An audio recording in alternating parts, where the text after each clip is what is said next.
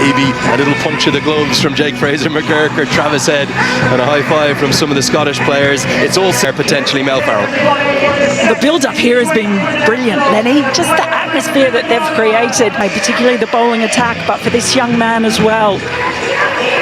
Making his... What a monstrous bat he is in the form of his... The true modern all-format player. Now it's going to be Brandon McMullen to get things going from the pavilion end again. It worked to Fraser-McGurk a couple of days ago, hold out to Charlie Castle. One of 5 changes. Castle out of the team. We're all set for game 2.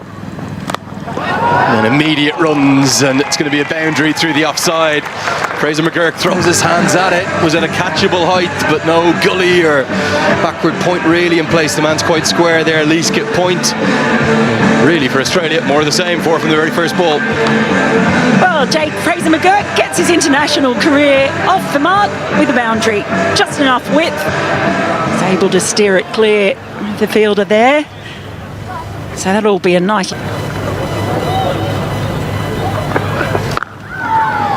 Nicely played, a hand on it from cover point. I think that's Michael Jones there, but doesn't get enough of it to cut off the boundary.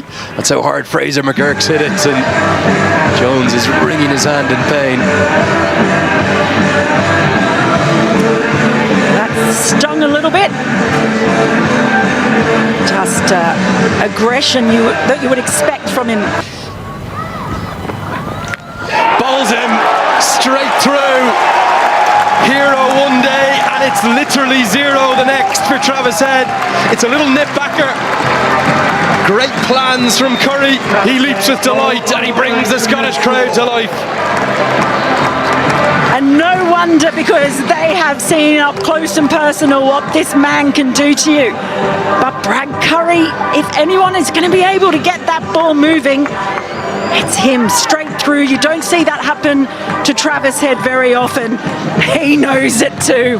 That is a huge scalp for Scotland and a terrific start. Just his ability to swing the ball, the angles that he can get as well. This is carved away, going to be carved away for 4. Intentionally hit into the air down towards the hospitality tent to our right, and that'll give Inglis a bit of confidence. Boundary from his first legal delivery. We've spoken a bit about the new look Australian bowling lineup, but beautiful hands from it to do the same. Good stroke. Takes the aerial route again. Going to get 4. Hits it into funny areas, Fraser-McGurk. He's not exactly orthodox by any stretch, but he can be very effective when he gets going.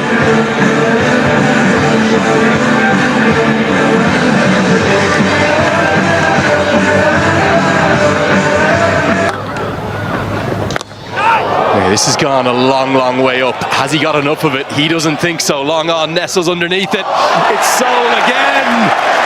And somehow he hangs on. Redemption in a matter of moments for the man back into the starting 11. He juggled it. It can't be easy in these conditions, but both openers are back in the hutch and Scotland are on top. Well, every Scottish breath was inhaled then in this stadium, and he had to juggle it. Boy, oh boy, that was close. Curry thought he might be the key man today. He's struck twice. This is a good start for Scotland. The shed. Good stroke. Gets it through the covers and will get 4. Just giving himself a bit of room outside leg stump. He breaks the pressure that was building on him. 3 consecutive dots, and now it's a first boundary for Cameron Green. Yeah, just backed away, gave himself some room, enough width to be able to clear the infield. Hasn't played as many T20s for Australia. Yeah, that's an outstanding stroke, and it's going to go all the way. Immediate innovation from Inglis, who just scoops it over his shoulder, gets into position early. It was a back of a length delivery from Brad Whale. And they're going to look to it. Really well struck. He gets it in front to square and will get good reward too. It's gone all the way. Wheel maybe not quite at the pace to test out that part of the pitch, and Leask had just been sent a couple of yards behind square. The 50s come up here in the 6th over. Yeah, Australia trying to make hay. And that one's just caressed all the way. There you go, sir, do your job. Don't spill your beer. Mark Watt's not happy about it, though.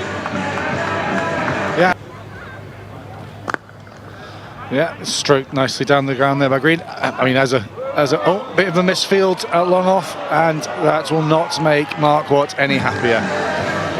Michael Leask down the long off there, attacking the ball, trying to get the throw in, just lost his grip, and that will not be a boundary that Scot will want to. Wow. More innovation, and that is beautifully played. Inglis is on fire today. He's taken over the Travis head roll. Yeah, brilliant innovation again. We've seen it already play at the more conventional ramp to Wheel in the last over. This time he goes reverse to great effect.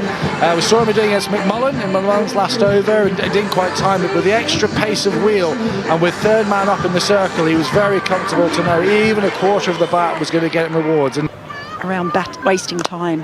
Leans back, cracks that one well into the crowd. Watch out if you're out there, because that is a smoking from Inglis. Yeah, and that brings up Inglis's 50, and fine style. He has played all around the ground today. He managed to give himself some room outside the leg stump, knowing that Watt is looking to target the stumps, trusts his hands, and with these short range boundaries, it was just a nice swing of the bat, and that's 50 for Inglis, only 20. And he just goes with the spin just over the head and into the crowd. So Cameron Green getting in on the action now. Yeah, 19 off 19 balls before that. That's enough for Cameron Green. He's given himself the platform. He's thinking now's the time to go. Nice, simple, stable base, swing of the bat. Greaves thought he was in there for a second. Bowling attack. Short, carved away. If it's a bouncer, it's got to be good. And oh dear, that's one down. you gotta watch the ball, but you've also got to watch what's around you. I don't think he'll be living that down anytime soon. That's a highlight reel he'll want to forget. But as we can see, Crystal, he's gone into the pitch there, but I think actually he's rolled his fingers over it. We've talked about his express pace here, Sol, and what he brings to the team, but 2 of his first 4 deliveries. Well, he carves that one away, and that's going to be a 1 bounce 4. So Curry getting a little bit of treatment now, coming back into the attack and not getting as much assistance. This is terrific stuff from Inglis. Yeah, width again from Curry. We saw some shape back into the right-handed batters earlier, but obviously with the ball getting a little bit older, soft, we know it's wet conditions out there, the softness of the ball. That's gone straight up. This should be out. It's in the air for an age, and it's taken. Brad Curry does strike again. It is his day here in Edinburgh, and removes a dangerous Green. Bowling change has worked. Yeah, we just talked about the angle of the left. And he goes down the track. This time it's going to be a test for Jones and that shoulder. He won't have to test it because the shot is too good. Yeah, excellent from Inglis again. First time we've really seen anyone use their feet so far in this innings. He uses it to great effect. We talked about him being a 360 player. We've seen those scoops, those ramps, hitting over extra cover, now using his feet, getting to the pitch of the ball and looking to hit nice and straight.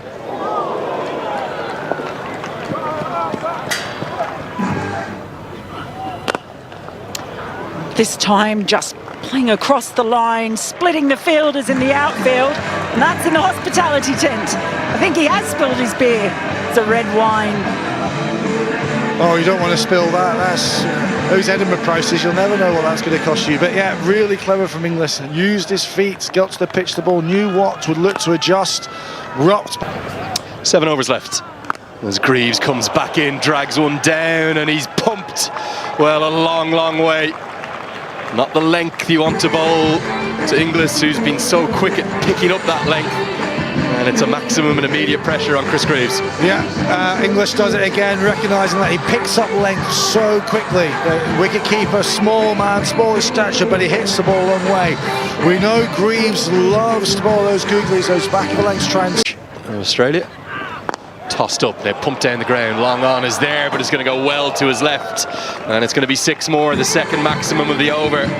Australia taking a liking to the wrist bin of Chris Greaves. Yeah, we saw the 6 earlier from going that little bit too short, this time a little bit too full. Marcus Joyce getting into early innings, but he's not going to miss that on a half.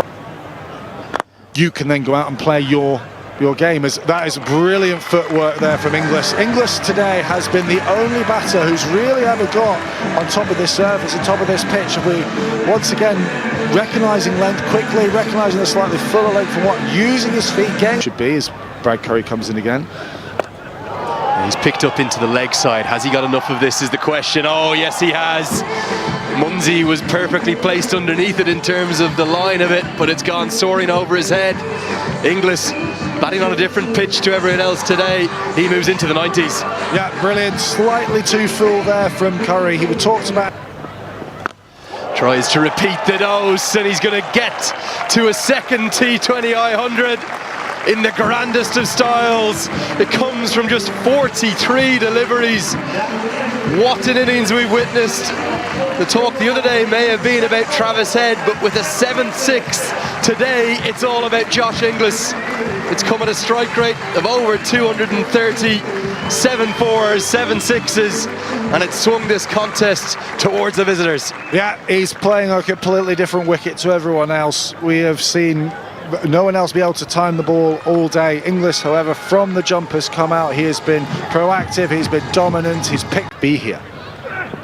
And that is going to be great reward for Chris Soule.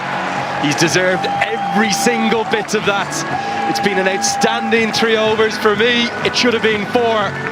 And he points to the sky, back from injury, and he's bringing the Scottish fans into voice. Take nothing away from the innings. It's maybe 200, won't be a bad effort. But Tim David is going to pongo this one all the way. Big hits into the leg side. He's a giant of a man. His father has flown in from Perth in Western Australia to be here for today. From just his second ball, he smashes that for 6. Yeah, not the length that again from David is going to go bang, bang, boom, boom.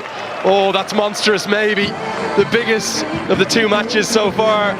A giant from a giant of man.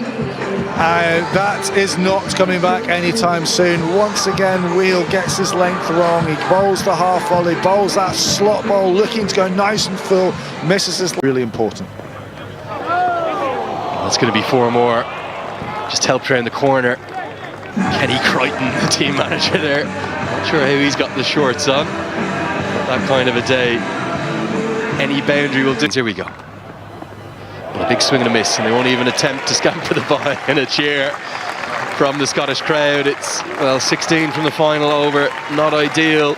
Maybe 4 or 5 critical overs in there. It didn't go Scotland's way, but against the class.